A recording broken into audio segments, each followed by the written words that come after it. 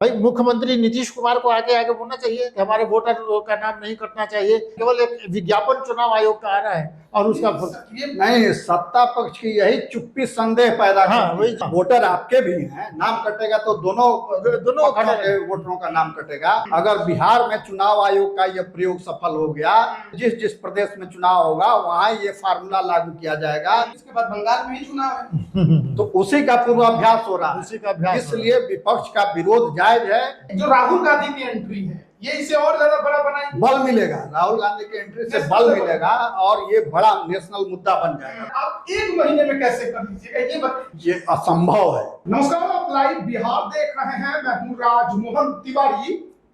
देखिए, बिहार विधानसभा चुनाव 2025 से पहले बिहार की सियासत इन दिनों निर्वाचन आयोग के एक फैसले ने गरमा दी है।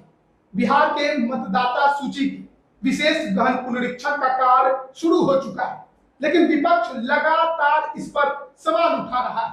वहीं भारत निर्वाचन आयोग भी लगातार अपने फैसले बदल रहा है, उसमें संशोधन कर रहा है। तो जाहिर है कि सवाल उठ रहे हैं। अब 9 जुलाई को बिहार बंद का ऐलान विपक्ष की पार्टियों ने किया है और साथ ही बड़ी बात यह है कि इस विपक्ष के आंदोलन में, इस बिहार बंद में खुद राहुल गांधी भी पटना पहुंचेंगे। बिहार भर में यह प्रदर्शन होगा, लेकिन आज एक बार फिर महागठबंधन के तमाम नेता एक फोरम पर नजर आए, एक मंच पर बैठे और उन्होंने आज फिर से इसका कड़ा विरोध किया है। इस मसले पर विस्तार से हम बात करेंगे। हमारे साथ वरिष्ठ पत्रकार रविरंजन जी हैं और वरिष्ठ पत्रकार प्रवीण बागी जी हैं। कैसे देख रहे हैं, क्योंकि लगातार ये विवाद कम होने के बजाय बढ़ते जा रहा है। बढ़ इसलिए रहा है कि चुनाव आयोग को जो पूर्व तैयारी करनी चाहिए थी इस अभियान की, वो पूर्व तैयारी इनकी बिल्कुल नहीं थी। और हर चुनाव के पहले ये पुनरीक्षण होता है, कोई नई बात नहीं है, मगर वो प्रक्रिया कुछ अलग होती है। वो ये लोग घर घर घूम करके कौन है नहीं है वो टिक मार करके अपना सूची संशोधित कर लेते हैं। मगर इस बार है कि मतदाताओं को ये काम दिया गया है कि आप एक फॉर्म दिया जा रहा है, उस फॉर्म को भर करके और कुछ निश्चित डॉक्यूमेंट, 11 तरह के डॉक्यूमेंट उन्होंने डिक्लेयर किए हैं, वो डॉक्यूमेंट उस आवेदन के साथ लगा करके जमा कीजिए, तभी आपका नाम मतदाता सूची में जाएगा, अन्यथा वो डिलीट कर दिया जाएगा। तो डॉक्यूमेंट निकालना एक बड़ी समस्या है। दूसरे की बहुत लोगों का नाम यहाँ है, वो बाहर बिहार की आधी आबादी दूसरे प्रदेशों में रहती है नौकरी करने या पढ़ाई करने के लिए। तो अब वो कैसे यहाँ आएंगे और कैसे डॉक्यूमेंट निकालेंगे और कैसे अप्लाई करेंगे, ये बड़ा कठिन सवाल है। इसमें कुछ छिपी हुई बातें हैं जो चुनाव आयोग कह नहीं रहा है। एक तो ये कि इसके माध्यम से वो जो घुसपैठिए का मसला है उसको हल करना चाहता है, क्योंकि इससे कोई इनकार नहीं कर सकता कि बड़ी संख्या में बांग्लादेशी घुसपैठियों का, म्यांमार के घुसपैठियों का, रोहिंग्याओं का नाम वोटर लिस्ट में शामिल है और उनको तमाम तरह के सरकारी दस्तावेज भी उपलब्ध कराए गए हैं उनके संरक्षक राजनेताओं के द्वारा। तो ये समस्या खड़ी की हुई है राजनेताओं की और वही उसका निदान ढूंढ रहे हैं। जिन्होंने बीमारी पैदा की वही अब इलाज कर रहे हैं। तो ये इसमें जटिलता आ गई। दूसरी ये कि हमको जो लगता है वो ये है, मेरे मन में ये आशंका है कि एक बड़ी आबादी का नाम इससे कट जाएगा। अच्छा, क्योंकि उनके पास कोई डॉक्यूमेंट नहीं है, जो भीख मांग करके गुजारा करते हैं, जो गांव में झोपड़ी में, झोपड़पट्टी में, सरकारी जमीनों पर रह रहे हैं, जिनके पास घर है, ना द्वार है, ना रहने का कोई ठिकाना है, वो कहाँ से दस्तावेज लाएंगे अपने बाप दादा का कि हमारा वोटर लिस्ट में नाम था पहले, या अस्थाई निवास प्रमाण पत्र या बैंक खाता, ये सब चीज़ें उसमें है। उसमें आधार की मान्यता नहीं है, वोटर ये पैन कार्ड की मान्यता नहीं है और ड्राइविंग लाइसेंस की मान्यता नहीं, जो मान्य प्रमाण पत्र माने जाते हैं देश भर में और जो सरकार द्वारा जारी किए हैं उसको सरकार ने अमान्य कर दिया है और अब उनके लिए अलग से डॉक्यूमेंटेशन करने की जरूरत है, तो वो नहीं कर पाएंगे। और बिहार में सरकार के यहाँ से कोई भी कागज निकालने के लिए मिनिमम रिश्वत की दर है 500 रुपये। 500 रुपये से कम में आपको क्लर्क या संबंधित कर्मचारी अपने पास खड़ा नहीं होने देगा, आपसे बात नहीं करेगा। तो 500 रुपया दीजिए, बिहार के वोटर इतने जागरूक नहीं है कि वो रुपया खर्च करके और वोटर लिस्ट में नाम चढ़ाएं। तो इससे रिश्वतखोरी को प्रश्रय मिल रहा है। ये चुनाव आयोग की नासमझी से हो रहा है। होना ये चाहिए था कि चुनाव आयोग के कर्मचारी घर घर जाते, सबसे नाम पता पूछते, उसी समय अपडेट कर देते। जिनका संदेह होता जिनके नाम पर कि ये घुसपैठिए हैं या संदेह के घेरे में है, उनका नाम अलग लिस्ट में दर्ज होता, फिर उसकी छानबीन करके जो कार्रवाई होनी होती। मगर ये सबको आपने एक कटघरे में खड़ा कर दिया, तो ये तो बहुत अन्यायपूर्ण काम है। और चुनाव आयोग की फंक्शनिंग कैसी आप देख लीजिए। 2 साल माने 2 चुनाव पहले यहाँ बिहार की राजधानी पटना में एन कॉलेज में 6 या 8 बूथ होते हैं एक कॉलेज में, उसमें 6000 वोटरों का नाम एक साथ गायब था। अच्छा।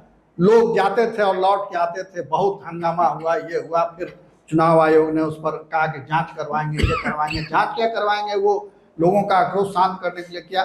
फिर अगली बार नाम जोड़ा गया। तो ये इनका करामात है। मैं खुद एक अपना उदाहरण देना चाहूँगा कि मेरा नाम पहले था घर से दूर जो बूथ था उसमें, मैंने घर के पास वाले बूथ में नाम ट्रांसफ़र कराया। वहाँ मैंने पुराना वोटर आई कार्ड दे दिया, सब कुछ फॉर्म भर के दे दिया कि नाम डिलीट कर दीजिए। मगर आज भी पटना के 2 विधानसभा क्षेत्र में मेरा और मेरे परिवार का नाम है। दीघा विधानसभा में भी है और बांकीपुर विधानसभा में भी है। अब इसके लिए जिम्मेवार कौन है? तो चुनाव आयोग के पास सबसे बड़ी समस्या है कि अपनी कोई मशीनरी उनकी नहीं है। उधार के कर्मचारियों से काम करना पड़ता है। ये वो बेचारे शिक्षक साहब हैं, उन पर कोई भी काम लाद दीजिए। घोड़े की गिनती करना हो, गधे की गिनती करना हो, आदमी की गिनती करना हो, किसी की गिनती करना हो, किसानों का कार्ड बनाना हो या और कोई काम करना हो, उसमें मास्टर साहब को झोंक दीजिए। बच्चे गए पढ़ाई वंचित उनकी।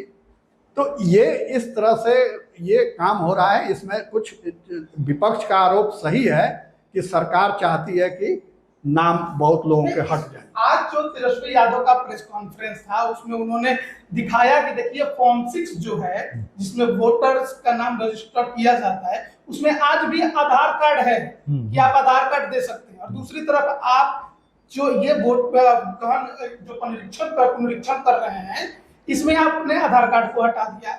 उन्होंने एक और बात का जिक्र किया और कहा कि चुनाव आयोग खुद भ्रमित है कि उसको क्या करना है। कभी कहता है 1 लाख वॉलंटियर है, फिर कहता है कुछ देर बाद कि नहीं हमारे पास 4 लाख वॉलंटियर है। उन्होंने ये भी पूछा है कि ये 4 लाख वॉलंटियर कौन है, ये हमें बताइए। नहीं, चुनाव आयोग तो ठीक ही कह रहे हैं आपकी। चुनाव आयोग के पास अपने ऐसे कोई कर्मचारी और वॉलंटियर नहीं है जिनसे वो अपना काम करा सकें। वो शिक्षकों को लेते हैं, सरकारी कर्मचारियों को लेते हैं, तो वही लोग काम कर रहे हैं, अभी भी काम कर रहे हैं। कई जिलों में हमने देखा कि डिस्ट्रिक्ट मजिस्ट्रेट इस पर बहुत सक्रिय है और काम करा रहे हैं।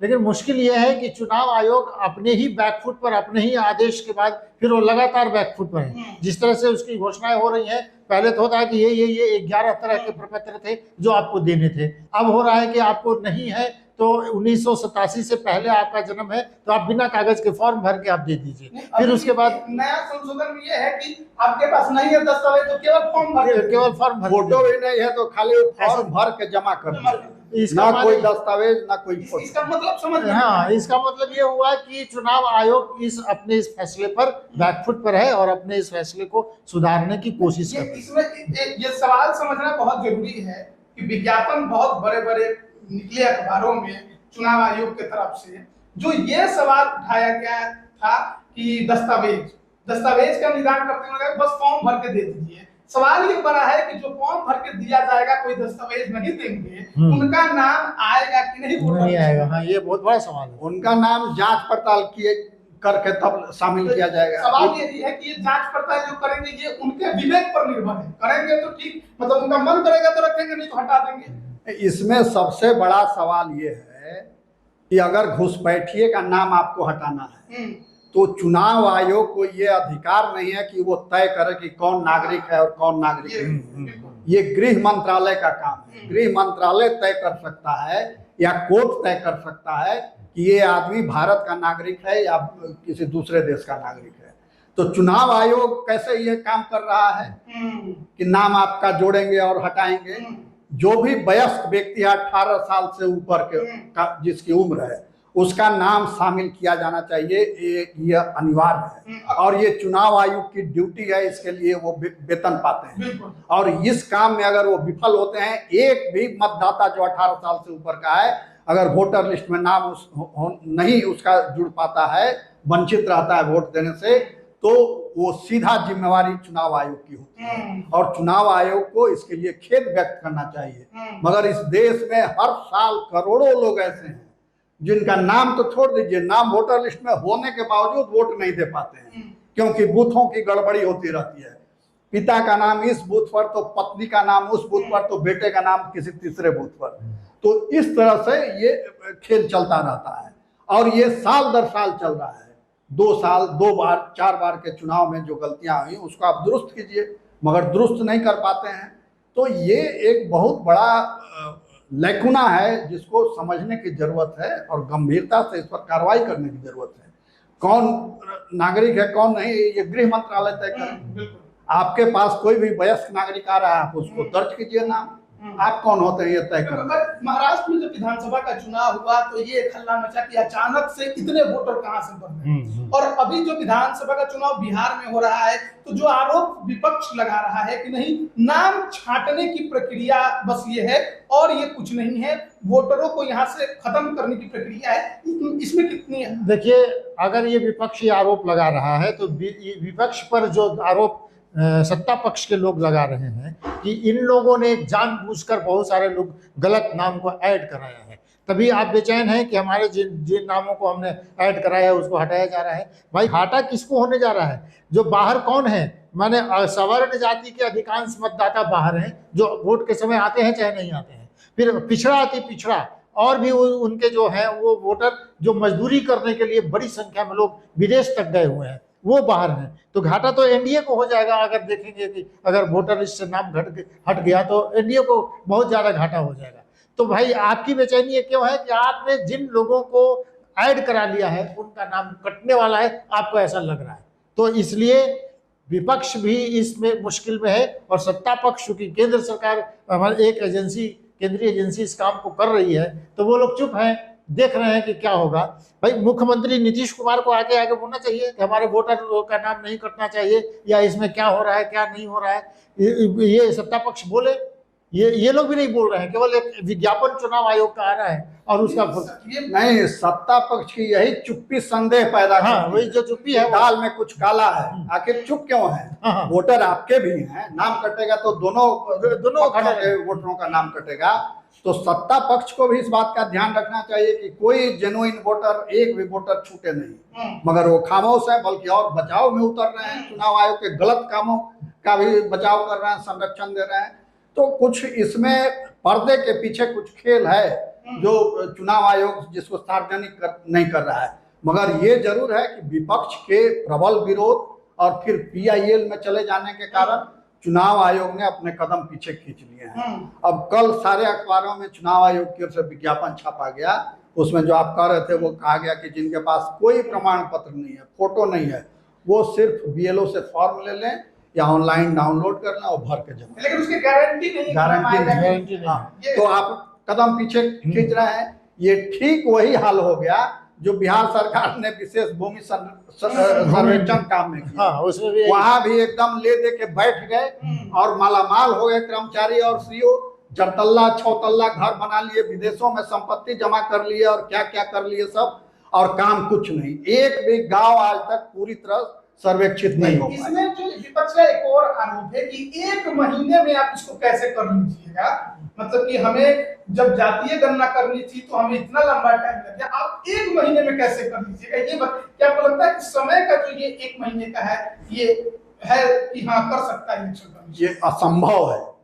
ब्रह्मा भी उतरा है धरती पर तो वो नहीं कर सकते 1 महीने में। बिल्कुल, इतना बड़ा क्षेत्र है, इतने मतदाता हैं, जाइएगा आप कोई मिलेगा नहीं मिलेगा ये भी है, तो कैसे आप 1 महीने में कर लीजिएगा? ये सोचने वाले की बुद्धि की बलिहारी है। पहले उसका मेंटल चेकअप होना चाहिए जिसने ये आदेश जारी किया और ये समय सीमा तय की 1 महीना, तो उसके दिमाग का मैपिंग होना चाहिए कि दिमाग तो सही है उस आदमी का। अच्छा, ये जो बिहार बंद बुलाया गया 9 जुलाई को है, राहुल गांधी भी आ रहे हाँ। हैं, ये तो कहा जाएगा कि बड़े स्तर पर प्रदर्शन होने वाला है। हमारे विपक्ष को एक बड़ा मुद्दा मिल गया है और इससे जबकि साफ स्पष्ट दिख रहा है कि केंद्र की सरकार भी, चुनाव आयोग तो बैकफुट पर है ही, और जो जिस तरह की चुप्पी है, तो एक बड़ा मुद्दा भुनाने को जरूर मिल गया है। और इस बंद को, लेकिन उस बंद के पहले चुनाव आयोग ने अपना कदम पीछे खींच लिया, तो वो बंद कितना असरदार होगा ये कदम जो पीछे खींचे उसमें अभी भी वो कुछ स्पष्टता नहीं अभी नहीं है। नहीं।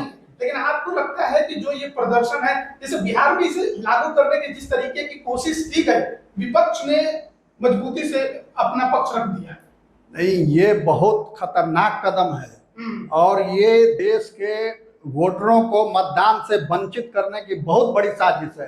अगर बिहार में चुनाव आयोग का यह प्रयोग सफल हो गया तो अगले बार से जिस प्रदेश में चुनाव होगा वहां ये फार्मूला लागू किया जाएगा और आधे वोटरों को मतदान सूची से बाहर कर सबसे दिया। ज्यादा पहले तो इसके बाद बंगाल में ही चुनाव है, तो उसी का पूर्वाभ्यास हो रहा उसी है। का अभ्यास हो इसलिए विपक्ष का विरोध जायज है और वो बंद बुला रहे हैं तो बंद का समर्थन हर नागरिक को करना चाहिए, अपने मताधिकार की रक्षा के लिए जागरूक होना चाहिए। तो ये जो राहुल गांधी की एंट्री है, ये इसे और ज्यादा बड़ा बनाएगी? बल मिलेगा, राहुल गांधी की एंट्री से बल मिलेगा और ये बड़ा नेशनल मुद्दा बन जाएगा। तभी पूरा महागठबंधन और पूरा इंडी गठबंधन एकजुट होकर के उतर जाता है। तो चुनाव आयोग तो अभी घबराहट में है, हाथ पांव फूल जाएंगे उसके, और चुनाव आयोग गोलमोल बात बोल रहा है, क्लियर अभी भी नहीं बोल रहा है। कदम पीछे जरूर खींचे मगर वो गुंजाइश छोड़ रहा है कि नाम काट दे। तो इसलिए बहुत इसका प्रबल प्रतिरोध करना चाहिए। सुप्रीम कोर्ट में भी सुनवाई होगी? सुप्रीम कोर्ट में भी अभी तो आज सुनवाई थी, फिर डेट शायद 10 जुलाई का दिया है। लेकिन उसमें चुनाव आयोग को जो काम करना चाहिए वो काम वो नहीं कर रही है। मैंने ये 30-40 सालों से महिला का नाम है और फोटो पुरुष का है, पुरुष का नाम है और उसके पति का नाम लिखा हुआ है, तो कोई पुरुष का कोई पति कैसे हो सकता है? ये जो गड़बड़ी है, और वर्षों से जन्म तिथि जब 1990-91 में जब ये शुरू हुआ तो उस समय जन्म तिथि लिखा सही लिखा, अब बाद में जब दूसरा आईडी बनाया तो उसमें जन्म तिथि गलत लिख दिया। इसको तो आप सुधार लीजिए। अब आप मैट्रिक का सर्टिफिकेट मांग रहे हैं तो उसमें जन्म तिथि जो है और आपके लिस्ट में जो है उसमें अंतर है, तो आप पहले ये सब काम कर लीजिए। इसी सब करते करते आप जो करना चाहते हैं वो भी हो जाएगा। लेकिन तो हम लोग बात कर रहे थे इस विशेष गहन पुनरीक्षण को लेकर, जिस तरीके का हो हल्ला अभी बिहार में मचा हुआ है और विपक्ष पुरजोर तरीके से चुनाव आयोग के इस फैसले का विरोध कर रहा है। क्यों कर रहा है उस पर भी हमने बात किया, क्या जरूरी है क्या गलत है हमने उसको लेकर भी बात किया। और जो 9 जुलाई को बिहार बंद बुलाया गया है, बड़ी बात है कि राहुल गांधी भी आपको इस प्रदर्शन में तेजस्वी यादव के साथ नजर आएंगे। ये तो लोकसभा के नेता प्रतिपक्ष और बिहार विधानसभा के नेता प्रतिपक्ष इस बिहार बंद में और चुनाव आयोग के फैसले के खिलाफ एक साथ राजधानी पटना के सड़कों पर नजर आने वाले हैं। तो आप इस पर क्या राय रखते हैं, कमेंट करके जरूर बताइएगा। आप सभी का बहुत बहुत धन्यवाद।